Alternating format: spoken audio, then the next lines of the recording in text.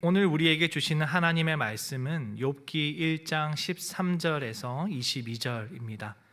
구약성경 761페이지 욥기 1장 13절에서 22절입니다. 한 절씩 교독하겠습니다. 하루는 욥의 자녀들이 그 마다들의 집에서 음식을 먹으며 포도주를 마실 때에 사환이 욥에게 와서 아뢰되 소는 밭을 갈고 나귀는 그 곁에서 풀을 먹는데 스밧 사람이 갑자기 이르러 그것들을 빼앗고 칼로 종들을 죽였나이다. 나만 홀로 피하였으므로 주인께 아뢰러 왔나이다.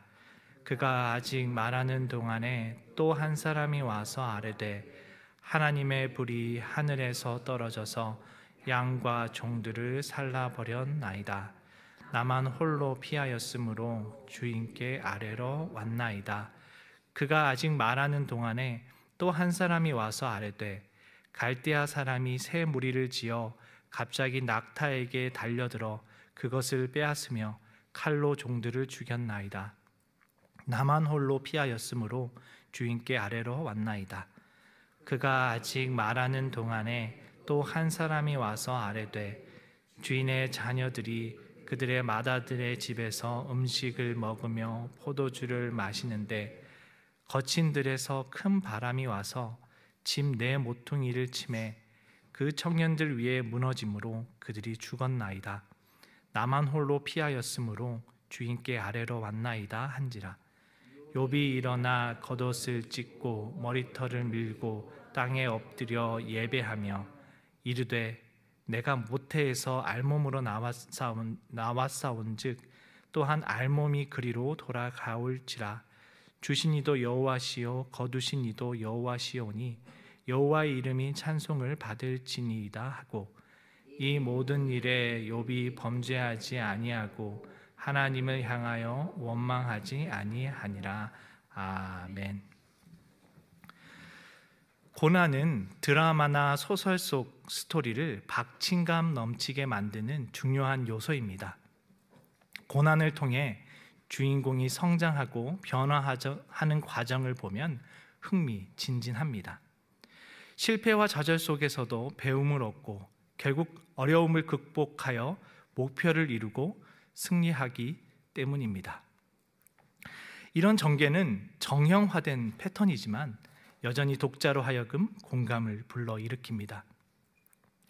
하지만 이러한 이야기를 현실에 대입해 보면 고난은 결코 반가운 손님이 아닙니다. 실제로 그런 역경에 처한다면 많은 사람들은 이를 피하고 싶어 할 것입니다. 고난은 두렵고 불편하며 때로는 삶을 송두리째 흔들어 놓기 때문입니다. 현실에서의 고난은 그저 고통스럽게 느껴집니다. 우스에 부유하고 덕망이 높은 욥이라는 사람이 있었습니다. 그에게는 7,000마리의 양과 3,000마리의 낙타, 500겨리의 소, 그리고 500마리의 나귀가 있었고 종도 많았습니다. 그는 유목뿐 아니라 농경일을 함께하며 큰 부를 누렸습니다. 그에게는 7명의 아들과 3명의 딸이 있었는데 각각 생일마다 잔치를 베풀었습니다. 남자가 중시되었던 시대를 감안하면 그의 가정은 우애가 깊었고 화목하고 평등했습니다. 욥은 경제적 풍요뿐 아니라 인격적으로도 흠잡을 데가 없었습니다. 종들을 공정하고 정당하게 대했고 불행한 이들에게 자비를 베풀었습니다. 이뿐 아니라 욥은 신앙적으로도 빠질 것 하나 없었습니다. 온전하고 정직하여 하나님을 경외하고 악에서 떠난 자였습니다. 그가 가졌던 습관만 보아도 이를 짐작할 수 있습니다. 욥은 자녀의 생일 잔치가 끝난 후 혹시라도 흥에 겨워 하나님을 경홀히 말하거나 해이한 마음으로 무심코 죄를 범했을까, 하나님을 욕되게 할까 염려하여 번제를 드렸습니다. 이는 그가 하나님께 대하여 얼마나 철저한 인식을 가지고 있었는지와 하나님과의 내적인 교제를 중시했는지를 보여줍니다. 욥의 신앙과 삶, 가정은 이상적이었습니다. 하나님은 그런 욥을 자랑했습니다. 땅을 두루 돌아 여기저기 다녀온 사탄에게 그를 자기 종으로 그와 같이 온전하고 정직하며 하나님을 경외하며 악에서 떠난 자가 없다고 소개합니다. 사탄은 이를 인정하지 못합니다. 욥이 어찌 까닭없이 하나님을 경외하겠습니까? 사탄은 욥이 아무 이유 없이 하나님을 경외하는 것은 아닐 거라며 이기적인 동기, 곧 자기 풍요에서 비롯된 것이라고 말합니다. 하나님이 욥에게 복을 주고 소유를 울타리로 지켜서 그런 거라며 소유물을 거두어 가면 욥은 틀림없이 하나님을 향해 욕할 것이라고 합니다. 그러자 하나님은 사탄에게 욥의 소유를 맡기며 처벌하고 합니다. 욥이 온전함을 지킬 거라는 하나님의 확신입니다. 그렇다고 모든 것을 그냥 마냥 허락해 주지는 않습니다. 그 가운데 그의 몸에 손을 대지 못하게 하는 제한, 하나님이 정하신 울타리를 둡니다. 이렇게 욥의 고난은 시작되었습니다. 하나님의 허락을 받은 후 사탄은 욥의 소유를 4차례에 걸쳐 쳤습니다. 13절부터 15절입니다. 하루는 욥의 자녀들이 그 맏아들의 집에서 음식을 먹으며 포도주를 마실 때에 사환이 욥에게 와서 아뢰되 소는 밭을 갈고 나귀는 그 곁에서 풀을 먹는데 스바 사람이 갑자기 이르러 그것들을 빼앗고 칼로 종들을 죽였나이다. 나만 홀로 피하였으므로 주인께 아뢰러 왔나이다. 재앙은 욥의 자녀들이 맏아들의 집에서 잔치를 벌이고 있던 날에 닥쳤습니다. 평소와 다름없이 소는 밭을 갈고 나귀는 곁에서 풀을 뜯고 있는 평화로운 하루에 스바 사람이 쳐들어왔습니다. 그들은 아브라함의 손자 세바의 후손인 유목민으로 아라비아 반도의 최남단에 정착한 자들이었습니다. 그들은 욥의 소와 나귀를 약탈하고 종들을 죽였습니다. 첫 번째 재앙은 인간의 침략으로 발생했으며 갑작스럽고 예상치 못한 것이었습니다. 순식간에 일어난 일이라 아무런 대응도 하지 못했습니다. 사환의 이야기가 다 끝나기도 전에 두 번째 소식이 들려왔습니다. 16절입니다.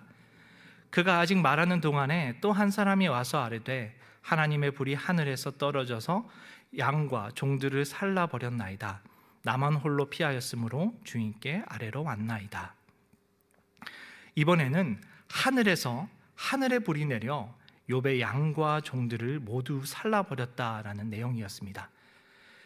여기서 하나님의 불은 번개 혹은 그로 인한 화재, 엘리야 때 갈멜산에 내렸던 것과 같은 불 등으로 봅니다. 뭐로 보든 크게 중요하지는 않습니다. 중요한 것은 양과 종이 살라졌다라는 겁니다. 흥미로운 것은 사건을 보고하는 자는 사탄이 소유물을 치고 있음을 전혀 인지하지 못하고 있다는 것입니다. 하나님의 손길은 가려져 있고 사탄의 손은 의심받지 않고 있습니다. 사탄은 하나님의 허락 아래 하나님의 불로 재앙을 욥에게 안겨주었습니다. 두 번째 보고가 끝나기도 전에 세 번째 재앙의 소식이 들려왔습니다. 17절입니다. 그가 아직 말하는 동안에 또 한 사람이 와서 아뢰되 갈대아 사람이 새 무리를 지어 갑자기 낙타에게 달려들어 그것을 빼앗으며 칼로 종들을 죽였나이다. 나만 홀로 피하였으므로 주인께 아뢰러 왔나이다. 이번에는 갈대아 사람이 새 무리를 지어와서 낙타를 빼앗고 종들을 죽였습니다. 그들은 바벨론에 정착했던 반유목민 집단으로 보입니다. 낙타는 인도에서 서쪽으로 상품을 운반하는데 큰 수요가 있는 비싼 가축이었습니다. 욥의 재산 중 점점 값진 것이 사라지고 있습니다. 그들의 공격도 빠르고 갑작스러웠습니다. 세 번째 소식이 전달되던 중 네 번째 재앙 소식을 든 자가 왔습니다. 18절부터 19절입니다.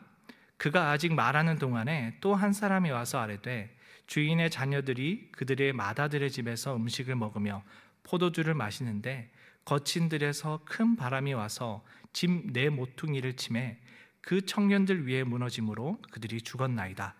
나만 홀로 피하였으므로 주인께 아뢰러 왔나이다 한지라. 네 번째는 욥에게 가장 충격적인 이야기였습니다.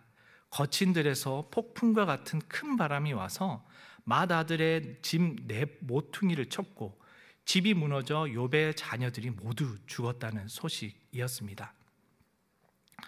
수많은 가축을 잃어버린 아픔과 자녀를 잃은 슬픔을 어떻게 비교할 수 있겠습니까? 이것을 들은 욥의 마음은 무너졌을 겁니다. 충격을 받았을 겁니다. 욥의 마음을 더 아프게 만드는 것은 그와 그의 자녀들의 삶이었습니다. 욥은 하나님 앞에 의롭게 살았고 자녀들 또한 그렇게 살도록 했습니다. 혹여나 실수를 할까 늘 조심하게 했고 혹시 모를 죄를 위해 매번 제사를 드렸습니다. 그런데 이런 재앙을 당했습니다. 그의 자녀들은 결코 방탕해서 재앙을 당한 것이 아닙니다. 그렇기에 욥은 이를 쉬이 받아들이지도 이해하지도 못했을 것입니다. 이 모든 일은 맏아들의 집에서 잔치가 벌어지던 단 하루에 일어났습니다. 사탄은 조금이라도 여유를 주면 욥이 고난을 견딜 수 있을지 모른다고 생각했는지 추스릴 시간조차 주지 않고 몰아쳤습니다. 재앙의 순서를 보면 가장 작은 것으로부터 큰 것으로 커집니다. 그에 따라 욥의 정신적 고뇌와 압박도 점점 가중되었을 겁니다. 원인을 보면 인재, 곧 사람으로 인한 침략과 하늘의 하나님, 자연으로 인한 재앙입니다. 땅과 하늘이 욥의 소유를 앗아갔습니다. 마치 사방으로 적에게 애워싸임을 당하고 있는 형국입니다. 하늘과 땅 모두가 그를 점점 옥죄어오고 숨이 막히게 합니다. 더 이상 그가 설 곳이 없게 만듭니다. 단 하루 만에 욥은 모든 것을 잃었습니다. 20절부터 22절입니다. 욥이 일어나 겉옷을 찢고 머리털을 밀고 땅에 엎드려 예배하며 이르되 내가 모태에서 알몸으로 나와 싸운즉 또한 알몸이 그리로 돌아가올지라. 주신 이도 여호와시요 거두신 이도 여호와시오니 여호와의 이름이 찬송을 받을지니이다 하고 이 모든 일에 욥이 범죄하지 아니하고 하나님을 향하여 원망하지 아니하니라. 이에 대한 욥의 반응은 일어나 옷을 찢고 머리를 깎는 것이었습니다. 이는 고대 근동에서 비통함과 슬픔의 표현이었습니다. 욥은 가슴을 찢었습니다. 자식이 죽었는데 어떻게 아무 일 없는 듯 살아갈 수 있겠습니까? 그렇다고 고통 때문에 하나님이 없다고 하며 저주하거나 저항하지 않았습니다. 오히려 그 고통 속에서 하나님 앞으로 나아갔습니다. 그는 땅에 엎드려 예배했습니다. 이 엎드림은 하나님 앞에 내려놓고 기다리며 모든 것을 겸허하게 받아들이겠다는 의미입니다. 가혹한 시련을 당해도 하나님께 나아갈 길밖에 없다는 그의 고백이기도 했습니다. 욥은 자신의 소중한 것을 빼앗아간 하나님을 예배합니다. 나아가 욥은 하나님의 주권을 인정했고 그분의 이름을 찬송했습니다. 여호와의 이름이 찬송을 받을지니이다 에서 찬송하다는 히브리어로 바라크입니다. 이 단어는 욥기 1장 11절에서 사탄이 그리하시면 틀림없이 주를 향하여 욕하지 아니하겠나이까 에서 사용된 욕하다와 동일한 단어입니다. 뜻은 축복하다, 찬송하다인데 이 단어는 하나님께 대하여 사용될 때는 욕하다, 저주하다란 정반대의 의미를 가집니다. 그러니 욥은 지금 사탄이 사용했던 그 단어를 그대로 고백하는 겁니다. 나는 여호와를 욕하지 않고 여호와의 이름에 오히려 복이 있다고 말입니다. 욥이 이렇게 할 수 있었던 이유는 모태에서 알몸에서 나왔은즉 또한 알몸으로 그리 돌아갈 것을 알았기 때문입니다. 이것은 단순히 인간의 출생과 죽음의 법칙을 말하는 것이 아닙니다. 죽음을 갈망하는 것도 세속적인 허무주의를 나타내는 것도 아닙니다. 인간은 철저히 하나님의 섭리에 순복할 수밖에 없는 유약한 존재임을 고백한 것입니다. 또한 욥은 주신 이도 여호와시요 거두신 이도 여호와라고 고백하는데, 이는 인간이 본래적 무소유와 근원적 한계성을 말하는 것입니다. 자신의 것은 원래 하나도 없었다라는 겁니다. 궁극적으로 모두 하나님의 것이다 라는 뜻입니다. 욥은 인간의 생사화복과 우주 만물을 주관하시는 분은 하나님이라는 사실을 믿고 있었습니다. 하나님의 주권을 인정하는 겁니다. 또한 욥은 자신에게 닥친 재난이 우연이나 혹은 운이 나빠서 그렇게 된 것이 아님을 분명히 인식하고 있습니다. 모든 문제를 하나님을 통해서 보고 있습니다.